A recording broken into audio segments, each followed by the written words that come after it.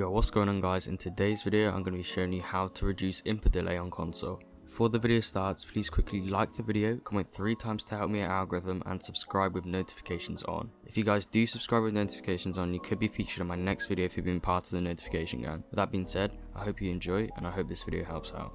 Yes, I do know the footage is on PC, don't worry, I just want to explain what input delay is first and what difference it makes to your game. So basically, input delay is the time it takes for your button taps to register into the game. To reduce this time, there are many steps you can do, which I'll explain in this video.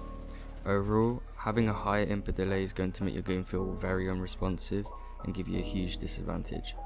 Other than the cap at 60 FPS, this is one of the worst issues with consoles, however hopefully this video will help. By the way, one last thing before we get into the good stuff. If you would like to support me further whilst you are changing these settings, please go into the item shop and put in code TARO.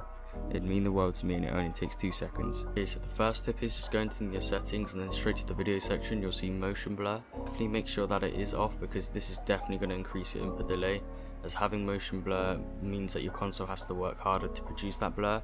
And if you do like the look of it for clips, you can always add this on in an editor. So yeah, definitely turn off motion blur because it makes your game run way slower. Okay, so the next tip isn't hugely linked with a thought of input delay, but it's more about what input you're using or what input curve you're using. So make sure you guys are playing on linear. I highly suggest you make the switch because linear is just going to make your game feel way more responsive and faster just to the way it works, compared to exponential, which is going to make your game feel a bit slower and less responsive. So if you guys aren't already on linear, make sure you go over to there because there's so many more advantages to linear than exponential. In addition to this, make sure that your dead zone is as low as it can get. I recommend going to about 8% because most controllers won't get drift by that point, but if you do have a newer controller, try and decrease your dead zone to the point before you start getting drift. Okay, next thing that I highly recommend you doing is turning on confirm edit and release. This is going to mean that you won't have to confirm your edits and you can just release it and it will be edited for you. This doesn't work for resets because that's not an option yet, but hopefully will be soon. But it definitely will make your edits faster, and it's technically not reducing input delay, but it's just skipping a step out and it's going to make your edits 100% faster.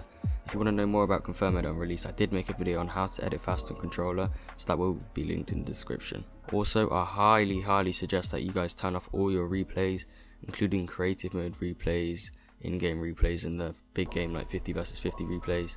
This is definitely going to slow down your console because it's going to be after recording the whole replay and the whole game in the background. So yeah, definitely just turn this off and you will instantly feel a difference in input delay because this makes a huge difference. Okay guys, next thing that you want to go ahead and do is go into audio and then go to subtitles and basically just turn this all off. This is definitely going to reduce your input delay because it's going to remove the actions that are running in the background and basically allow your game to focus more on the controller inputs that you're doing. This is basically the same thing as replay, it's just not as big. So I mean, it is going to definitely reduce your input delay, but not as much as like turning off replays and stuff. Okay, one thing you guys must be doing when you're playing on console is using a cable to connect your controller. If you're doing it wirelessly, your controller can easily disconnect mid-game and it can also increase the input delay by a lot. If you guys have been playing wirelessly this whole time, please plug in your controller and you're going to see a massive difference. Also, try and get a high quality cable because this is going to decrease the input delay, because the connection time between the controller and the console is going to be way faster. One really big factor to having bad input delay is people's Wi-Fi. If you have an Ethernet cable, I highly suggest that you plug the Ethernet cable into your console to make your internet wired so that you're going to be getting a way faster connection.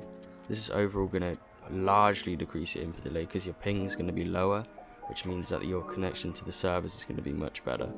So yeah, if you don't have an Ethernet cable, then you can go and buy one. They're not too expensive, but if that is out of your radar, you can also go into your Wi-Fi settings and make sure you're playing at the 5 GHz option instead of the 2.4 GHz, because this is just a faster version of your Wi-Fi, but it sometimes shows up as 2 different options. If you want to know how to optimize your Ethernet connection, then make sure to check out my video on how to get 0 ping in Fortnite, because that will show you exactly how you can get lower ping.